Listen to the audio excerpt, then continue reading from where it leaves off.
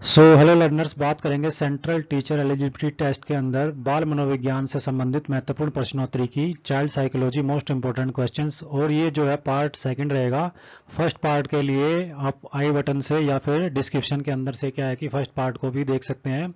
और ये ऐसे क्वेश्चन रहेंगे जो बार बार एग्जाम के अंदर क्या होते हैं, रिपीट होते हैं, चाहे वो सीटेट का एग्जाम हो, केबीएस का एग्जाम हो, एनवीएस का एग्जाम हो, या फिर जो अदर स्टेट्स के अंदर जो टीचिंग कम्पिटिटिव एग्जाम होते हैं उनके अंदर क्या है कि चाइल्ड साइकोलॉजी से संबंधित ये क्वेश्चंस क्या है कि बार बार रिपीट होते हैं। तो चलिए जानते हैं इनको।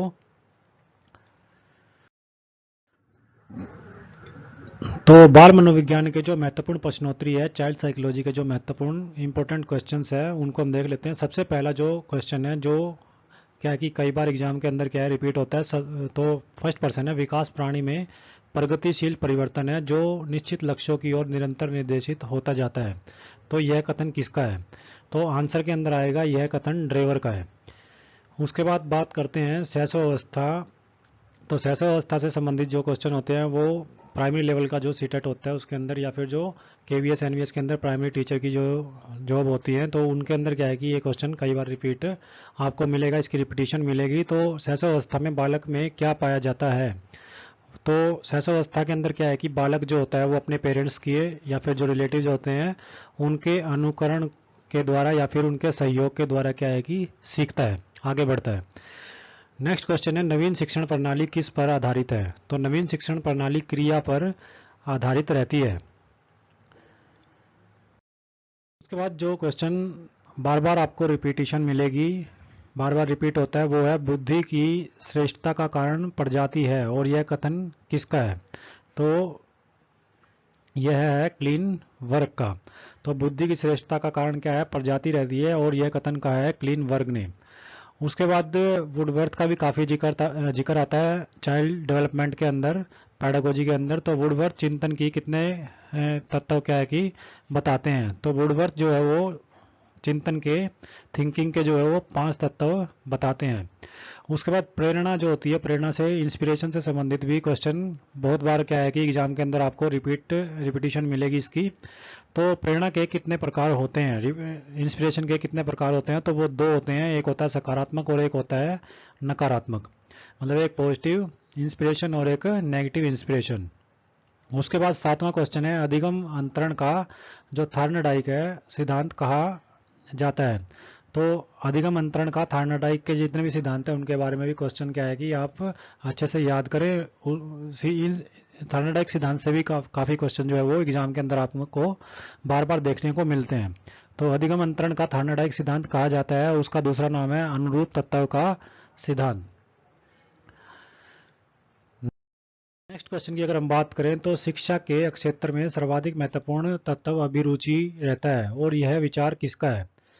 तो शिक्षा के क्षेत्र में सबसे महत्वपूर्ण तत्व रहता है अभिरुचि, और ये जो कहा है ये कहा है टीपी मैनन ने। तो जो सेकेंडरी लेवल का जो एग्ज़ाम होता है तो उसके अंदर क्या है कि जो 6 to 8 का एग्ज़ाम होता है सीटेट का या फिर केवीएस एनवीएस, उनके अंदर ये क्वेश्चन आपको बार बार देखने को मिल सकता है। तो टीपी मैनन ने कहा है कि शिक्षा के क्षेत्र में सर्वाधिक महत्वपूर्ण तत्व अभिरुचि रहता है। उसके बाद नेक्स्ट क्वेश्चन है, शिक्षा का खेल जो है खेल विधि से क्या तात्पर्य है?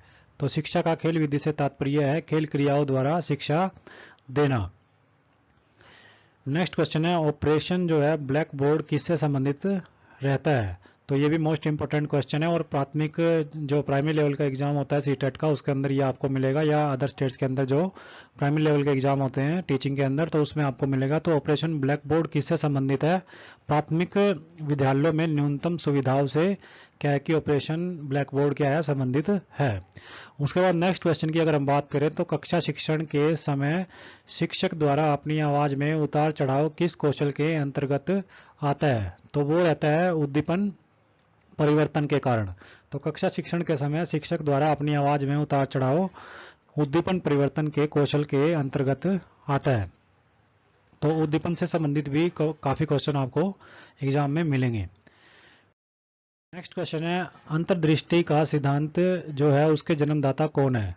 तो इस अंतर्दृष्टि का सिद्धांत, और ये जो है आपको सीटेट लेवल 1 हो या फिर 2 हो या फिर जो जितने एग्ज़ाम हमारे होते हैं, ये क्वेश्चन क्या है कि आपको मैक्सिमम टाइम रिपीटिशन इसकी मिलती है। तो अंतर्दृष्टि का जो सिद्धांत है वो क्या है कि इसके जन्मदाता कौन है, तो इसके जन्मदाता है कोहलर। इसको आप अच्छे से याद करेंगे, समझेंगे। अंतर्दृष्टि का जो सिद्धांत है उसके जन्मदाता है कोहलर। नेक्स्ट इंपॉर्टेंट क्वेश्चन की, मोस्ट इंपॉर्टेंट क्वेश्चन की अगर हम बात करें तो वो ये है कि यदि पहले उदाहरण फिर सिद्धांत बताते हैं तो यह किस शिक्षण पद्धति की ओर इंगित करता है।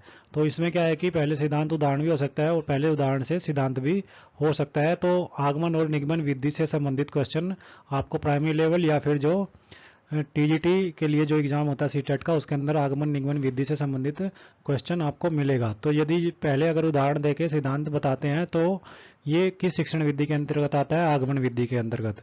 और अगर पहले सिद्धांत से फिर बाद में उनका उदाहरण दिया जाता है, एग्जाम्पल के द्वारा समझाया जाता है, तो वो निगमन विधि के अंतर्गत आता है।